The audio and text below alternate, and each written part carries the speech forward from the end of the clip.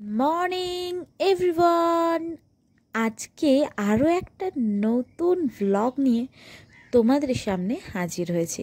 দেখতে পাচ্ছ আমরা হাওড়া স্টেশনে অলরেডি পৌঁছে গেছি এবং আজকের গন্তব্য হচ্ছে হাওড়া থেকে নিউ জলপাইগুড়ি আর সেখান থেকে কালিম্পং। আপাতত অনেক গভীর রাতে আমরা এখানে এসে পৌঁছেছি আর ওআরএস নিয়ে নিলাম একটা, যাতে আমার ডিহাইড্রেশনটা না হয়, যেহেতু আমার ইউটিআইয়ের প্রবলেম আছে। ভোর 5:30 নাগাদ বন্দে ভারতে উঠলাম আমরা, অ্যান্ড দেন ট্রেন চলতে আরম্ভ হলো। ভীষণ এক্সাইটেড কালিম্পং যাওয়ার মুভমেন্ট।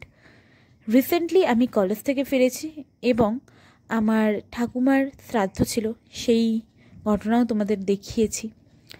আপাতত বন্দে ভারত থেকে নেমে একটা মিনি ভিডিও করে আবার তাড়াতাড়ি ট্রেনে ওঠার একটা ব্যাপার আছে, কারণ ট্রেনের দরজা কিন্তু অটোমেটিক লক হয়। আপাতত দেখতে পাচ্ছ আজকের ওয়েদারটা ভীষণ সুন্দর। খবরে যেহেতু শুনেছিলাম আমরা যে ওয়েদার খুব খারাপ থাকবে, বৃষ্টি হবে, সেরকম কিছুই আপাতত হয়নি। এবার বাকিটা কালিম্পং গেলেই বোঝা যাবে।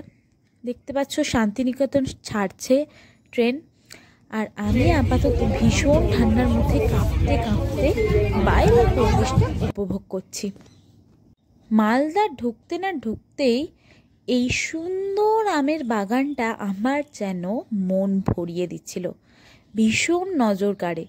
তোমাদের কেমন লাগছে সেটা আমাকে বলতে ভুলো না, আর কে কে মালদা থেকে আমার ভিডিও দেখছো সেটাও কিন্তু মেনশন করে দিও কমেন্টে।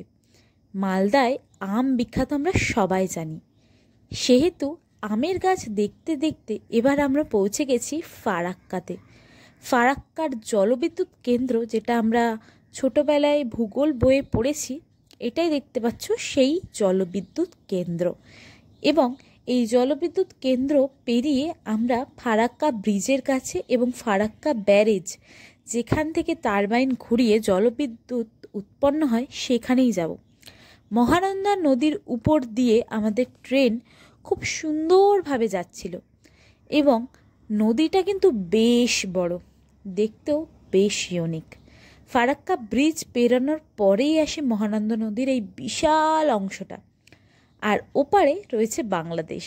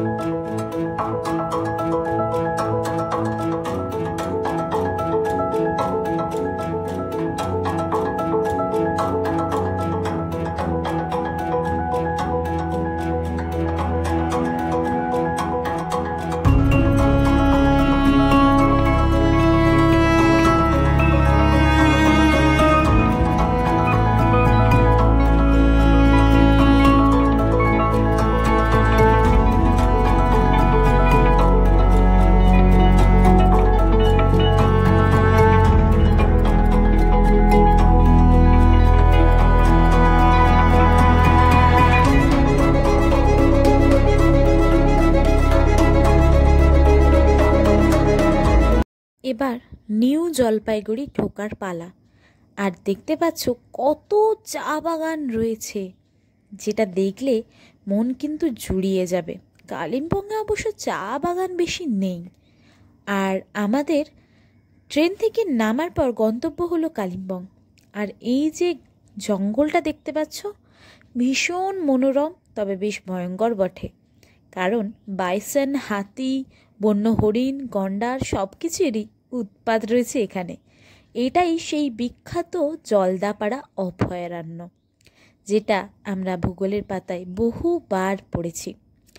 এই ফরেস্ট অঞ্চল পেরিয়ে আমাদের কালিম্পং ঢুকতে হবে, আর মাঝখানে রাস্তায় বৃষ্টি এসে গেছে। বৃষ্টিটা বেশ ভালোই হচ্ছিল, আর বেশ মনোমুগ্ধকর পরিবেশ তৈরি হয়েছিল।